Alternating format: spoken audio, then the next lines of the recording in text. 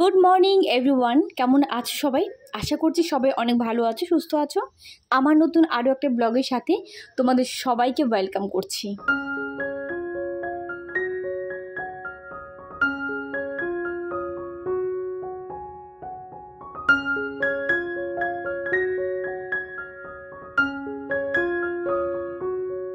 সকাল এখন বাজে ওই 9টা মতো। আদিউমের যেহেতু স্কুলে ছুটি পড়ে গেছে, সেক্ষেত্রে একটুখানি লেট করে ঘুম থেকে উঠছি, বলতে পারো ইচ্ছে করেই উঠছি লেট করে।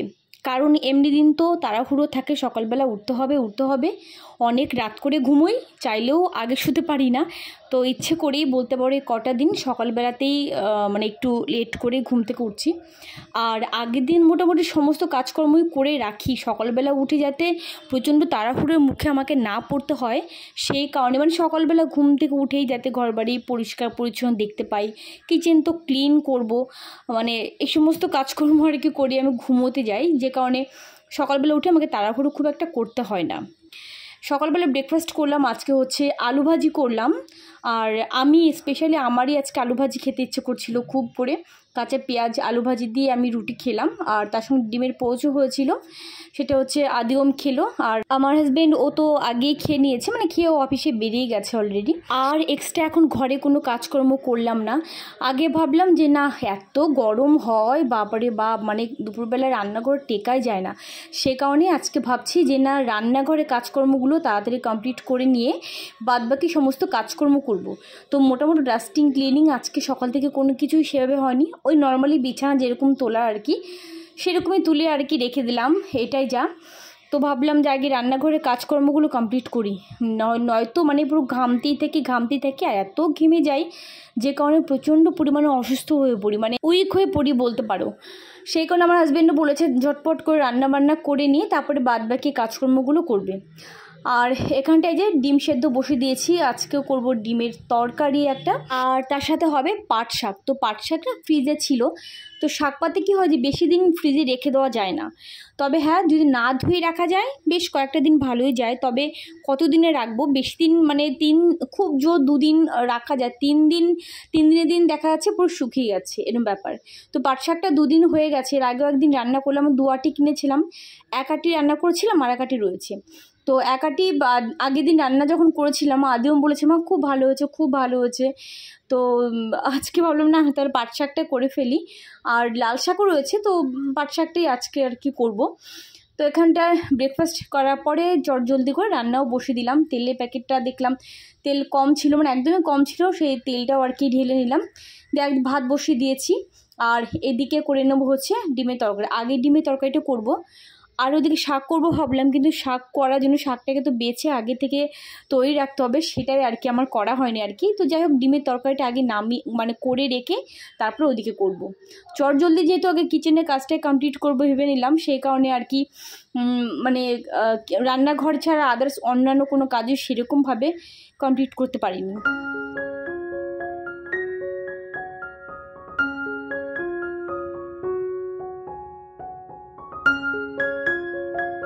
আমি এখন অনেক শর্টকাটে ডিমের তরকারি করি, তোমাদের সঙ্গে শেয়ারও করেছি। এখানটা শুধুমাত্র পেঁয়াজ আমি দিয়েছি দেখতে পেলে, আর হ্যাঁ সোমবার দিয়েছিলাম শুধুমাত্র একটু জিরে, আর পেঁয়াজটা দিয়ে একটু ভাজা করে, একদম লাল করে ভাজা হবে না আর কি, তো হালকা একটু ভাজা হলেই ব্যাস আলুটা দিয়ে দিলাম। আর এটা নর্মাল সেদ্ধ করা আলু না, এমনি আলু, কাঁচা আলু। তো এটা দেওয়ার পরে এবার লঙ্কা বলতে কাঁচা লঙ্কা দিয়েছি, হলুদ, লবণ আর একটুখানি জিরে গুঁড়ো, আজকে তো জিরের গুঁড়ো আমি দিইনি।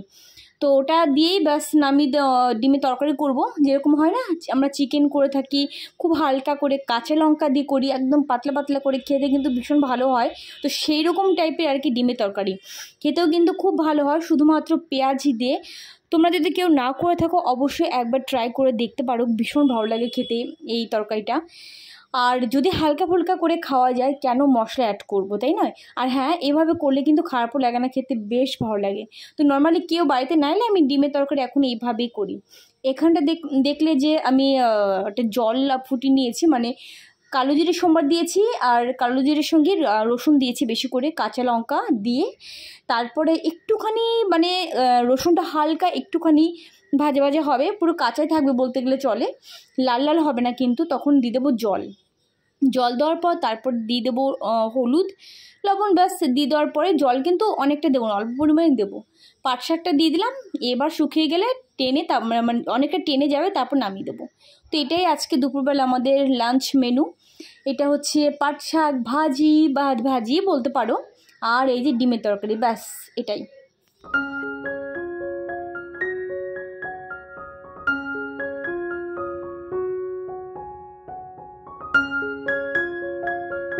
আমাকে একজন মানে পুরানো ভিডিও দেখে কমেন্ট করেছো, মানে আমার যে আগের একটা গ্যাস ওভেন ছিল, তোমরা যারা আমার পুরানো ব্লগ দেখেছো তো দেখেইছিলে যে একটা মানে কাচে যে গ্যাস ওভেন ছিল আর কি আমার, তো সেটা ব্লাস্ট হয়ে গেছিলো। তো সেই ভিডিওতে গিয়ে আমাকে একজন কমেন্ট করেছো, আমাকে বলেছো দিদি আমারও তো কাছে হবে, তো তোমার কি করে ব্লাস্ট হলো বা কি করে এরকম ফেটে পুরো চুরমার হলো, আমাকে একটু কমেন্ট করে জানিও, কোনো মানে অসাবধানতার কারণে হয়েছে কি না, তাহলে আমিও সেই সাবধানে থাকবো যাতে এরকমটা না হয়। এটা যে আমাকে কমেন্ট করেছিলে, তো আমার মনে হলো এই কমেন্টে উত্তর দেওয়াটা খুব জরুরি। দেখো, কাচের ওভেন থাকাটা মানে মনে করো একটা রিস্কেরই ব্যাপার, আর কাচ আর আগুন দুটোই তো জানো কীরকম কি হতে পারে আর কি, আগুনের টাচে এলে কাজ কি হতে পারে। তো কিছু অসাবধানতা আমি অবলম্বন তখন করিনি, মানে বলতে চাইছি যে আমারই ভুল, আমারই কোনো কারণে এরকম হয়েছে, এরকমটা নয়।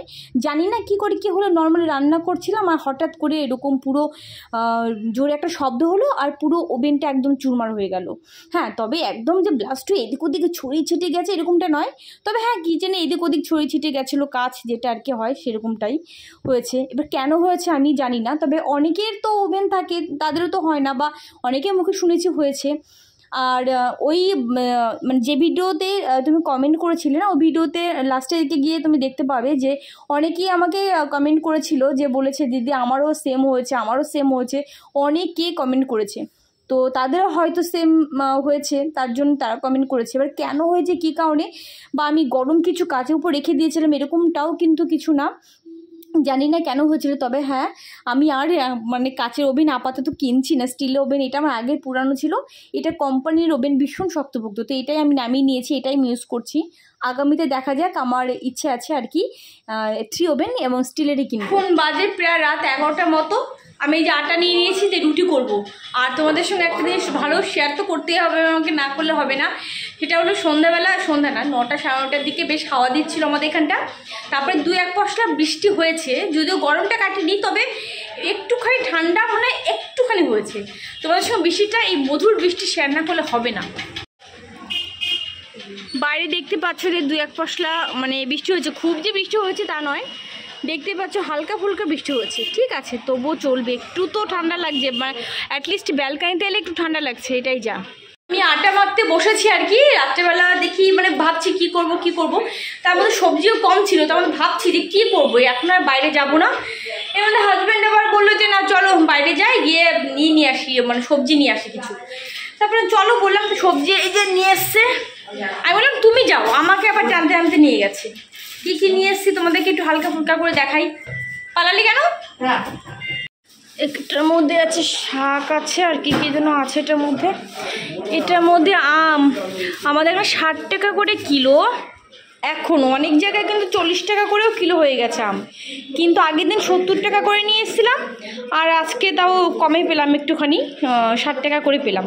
এখানটা 2.5 কিলো নিয়ে এসেছি আম, পাকা আম। আর এখানে চাল কুমড়ো, অনেক দিন পরে পেলাম চাল কুমড়ো, জানো তো, চাল কুমড়ো খাওয়াই হয় না অনেক দিন পর, কিছু জিনিস আমাদের এখানটা চাইলেও না সেভাবে পাওয়া যায় না অ্যাভেলেবেল, যেমন চাল কুমড়ো এইরকম জিনিস।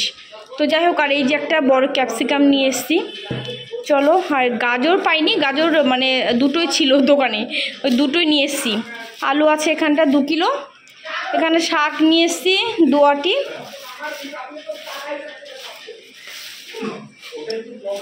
উচ্ছে আছে, বেগুন আছে, কাঁচা আম আছে এর ভিতরে, টুকটাক এসব আনা হলো। 1 ট্রে ডিম নিয়ে এসেছি, ব্যাস এসবই।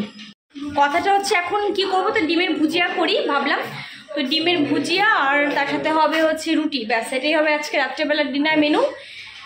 বাবা চলো, আর দুপুরবেলায় খাওয়ার পরে না কতগুলো বাসন রয়েছে, বাসন মাজা হয়নি, সে বাসনগুলো এখন আমাকে মাজতে হবে, মানে রাত্রেবেলায় বাসন মাজতে গেলে প্রচুর বাসন আমাকে মাজতে হবে, কারণ যেহেতু দুপুরবেলায় খাওয়ার পরে থালাগুলো রয়েছে মাজা হয়নি সেই কারণে।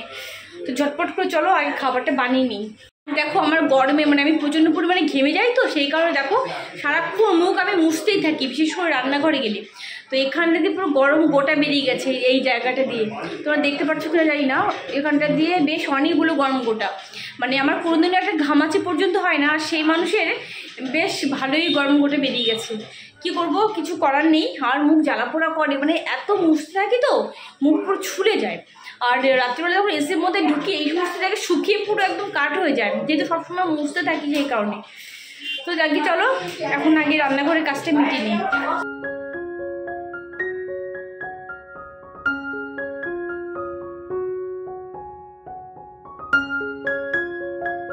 ডিমের ভুজিয়া করব আর তার সাথে করব রুটি। সকালবেলা আলু খেয়েছি, মানে আলু ভাজি খেয়েছি, তো তারপরেও এখন হচ্ছে ডিমের ভুজিয়া হবে। তো ডিম, এখানে 3টে ডিম আর একটুখানি পেঁয়াজ আমি কুচিয়ে দিয়েছিলাম, তারপরে এটাকে এবার ভালো করে ভেঙে চুরমার করে দিচ্ছি, মানে ডিমের ভুজিয়া যেমনি হয় সেরকমভাবে আর কি করছি। আর ডিমের ভুজিয়া খেতে তো রুটি দিয়ে তো খুবই ভালো লাগে, এটা নতুন করে বলার কিছু নেই।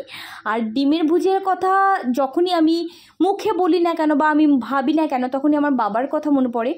কারণ আমার বাবাকে তো সেভাবে আমার মনেই নেই, আমি খুবই ছোট তখন, 5 বছর 6 বছর মতো বয়স আমার। তো হালকা হালকা মনে আছে যে ডিমের ভুজিয়া বা কিছু কিছু খাবার আছে পার্টিকুলার যে খেতে বাবা প্রচণ্ড পরিমাণে ভালোবাসতো, বা মায়ের মুখেও শুনে থাকি। তার মধ্যে ডিমের ভুজিয়া, তারপরে চানা ভাজি, মানে ছোলা, যেটা নর্মাল ছোলা আমরা খেয়ে থাকি, ওটা সেদ্ধ করে ওটা ভাজি হয় পেঁয়াজ দিয়ে, ওটাও ভীষণ ভালোবাসতো। তো ওই আমার বাবা যে খাবারগুলো পছন্দ করতো না, দেখেছি আমার মা বলে সেম নাকি আমিও নাকি সেই খাবারগুলো ভীষণ পরিমাণে পছন্দ করি। অনেক কিছুতে নাকি মানে আমি যে জিনিসটা পছন্দ করি, মানে বাবাও মানে কি সেরকম জিনিসটা পছন্দ করতো, মানে বাবার মতো খানিকটাই, মানে খানিকটা না, মা বলে অনেকটাই নাকি বাবার মতো হয়েছে সমস্ত কিছুতে আমি। তো যখনই ডিমের ভুজিয়া করি ঠিক বাবার কথা একবার করে মনে পড়ে আমার। যাক গিয়ে চলো, আর এখানটা এবার করে নিচ্ছি রুটি, আর তার সাথে বললাম ডিমের ভুজিয়া হবে, ব্যাস। আর ডিমের ভুজিয়া বলতে এক্সট্রা করে পেঁয়াজ দিনে আমি, আর যেহেতু আমি পেঁয়াজ ওই 3টে ডিমের যখন ভুজিয়া আমি করে নিলাম তার ভিতর পেঁয়াজ আমি অ্যাড করেছিলাম, আর সেই কারণে এক্সট্রা করে আমি পেঁয়াজ আমি দিইনি, আদারওয়াইজ পেঁয়াজ দিলেও খারাপ লাগে না, ভালোই লাগে। তো এই রুটি করার পরে ঘেমে চুমে পুরো একাকার হয়ে গেছি, চলে এসেছি ঘরে, মানে বেডরুমে। তোমাদেরকে বললাম না বৃষ্টি হয়েছে ছিটে ফোটা, তো কোনো গরম যায়নি, বরঞ্চ গরম বেড়ে গেছে আগের থেকে আরও বেশি। সেই কারণে এই যে এসি চালিয়ে নিয়ে তারপরে এখন খেতে বসি সবাই মিলে 2টো থালাতে, মানে ওর পাপা একজন কিনে খাচ্ছে, আমি একজন কিনে খাচ্ছি, চট জলদি খেয়ে নিয়ে তারপরে বাদবাকি সমস্ত কাজকর্মগুলো করব। ওদিকে ডিম রয়েছে, ডিম ফ্রিজে রেখে দেবো, তারপরে সবজিগুলোও যেগুলো ধোয়ার সেগুলো ধোবো, বাদবাকিগুলো ফ্রিজে রেখে দেবো। আর এখানটায় এই যে টিভি দেখছে আমার হাজব্যান্ড, আর আদিওম দেখছে চাণক্য, তো এটা দেখছে, এটা দেখতে দেখতে খাওয়া হয়ে যাবে আমাদের। খাওয়া দাওয়া সমস্ত কিছু কমপ্লিট করলাম, তোমরা তো দেখলে। তারপরেও এসে আরও একটা কাজ করলাম, সেটা হলো এই যে ডিমগুলো ফ্রিজে রাখলাম। আর আজকে ডিমগুলো পুরো পরিষ্কার ছিল, মানে একদম পরিষ্কার, যে কারণে আর ধুতে হয়নি। আর নয়তো প্রত্যেকবার তোমরা দেখো ডিম আনলেই, মানে যতবার শেয়ার করেছে না কেনা তোমরা দেখেছো, এই আটকে রেখেছি, ওদেরকে আটকে রেখেছি ওই ঘরে, এসি চলছে। তো ডিম আমি ধুয়ে ফ্রিজে রাখি, কিন্তু আজকে দেখলাম একদম পরিষ্কার যেহেতু, সেহেতু আমি এমনি রেখে দিলাম। সবজিগুলো সব ফ্রিজে রাখলাম, আর কি কিছু রান্না করার আগে রেখেছি, কিছু রান্না করার মানে খাওয়া দাওয়ার পরে আর কি রাখলাম। তো এখন মোটামুটি এখন ফ্রেশ হবো একটুখানি, ফ্রেশ হয়ে মুখটা আর কি ধোবো, ধুয়ে নিয়ে তারপরে ড্রেসটা চেঞ্জ করে তারপর শুতে যাব।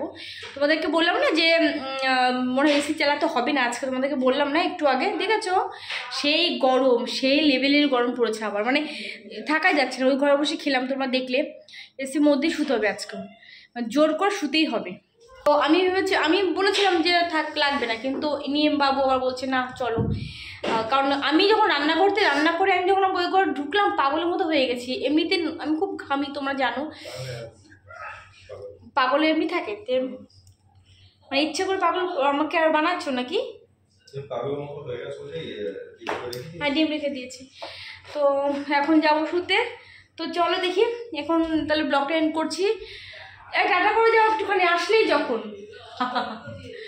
তো চলো সবাইকে টাটা, গুড নাইট করছি। কি অবস্থা, আমার হাত না মোবাইল ধরে রাখতে পারছি না, এত ব্যথা করছে। চলো দেখি তাহলে ব্লগ এখানে এন্ড করছি। সবাই অনেক ভালো থেকো, অনেক হ্যাপি থেকো।